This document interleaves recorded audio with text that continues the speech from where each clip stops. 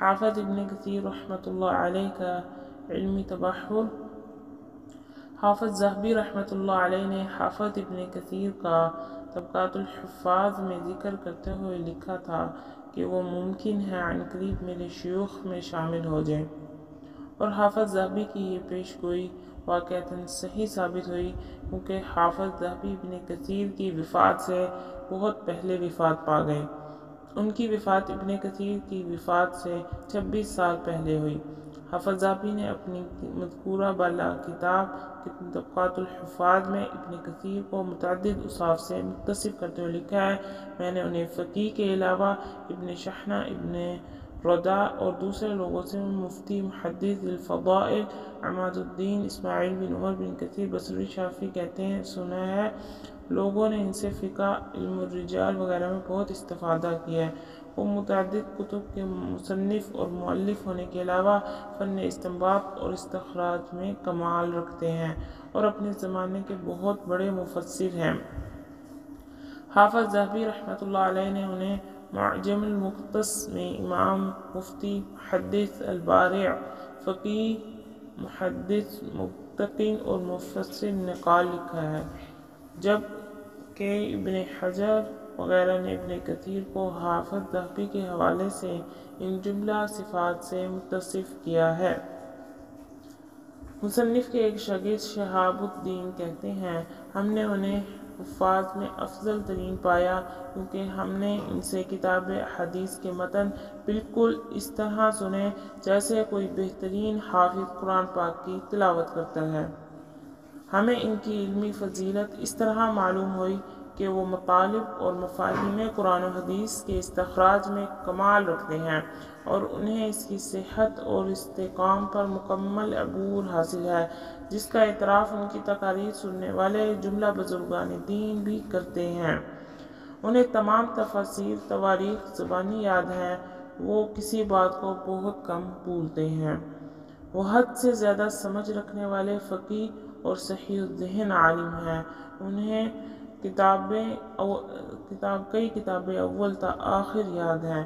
عربی زبان اور ادب پر انہیں مکمل عبور حاصل ہے۔ وہ شعر گوئی میں بھی درجہ کمال پر فائز ہیں۔ میں نے اکثر اوقات ان کی صحبت میں گزارے ہیں اور ان کے علم و فضل سے استفادہ کیا ہے۔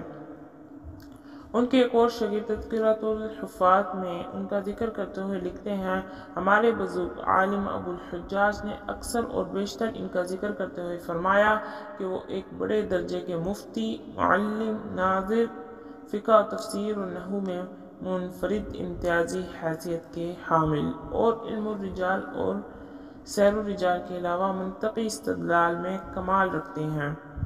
حافظ ابن حجر ابن کثیر کا ذکر کرتے ہوئے اپنی کتاب میں لکھتے ہیں: مزید نے ان سے بہت استفادہ کیا، ان سے کتاب تہذیب الکمال پڑھی، وہ انہیں اپنی اکلوتی بیٹی پر ترجیح دیتے تھے۔ ان کی محبت کی وجہ سے ابن تیمیہ کی قربت حاصل کی، جس کی وجہ سے مشکلات میں بھی پڑے۔ وہ خود یعنی ابن کثیر الاستحضار تھے، انہیں حسن مزاح سے کافی واقفیت حاصل تھی۔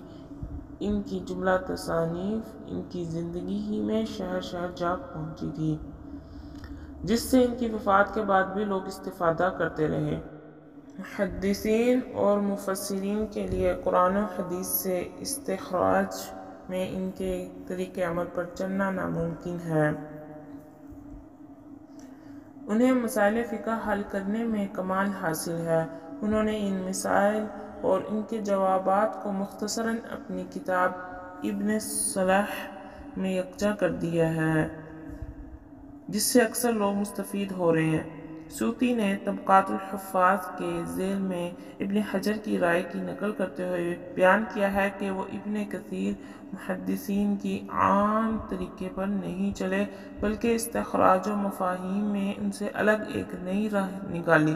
سیوطی نے اس کے بعد کہا ہے: وہ علم حدیث میں کمال رکھتے ہیں، انہیں احادیث کی صحیح معرفت حاصل ہے اور اضافی من گھڑت احادیث کو فوراً پہچان لیتے ہیں۔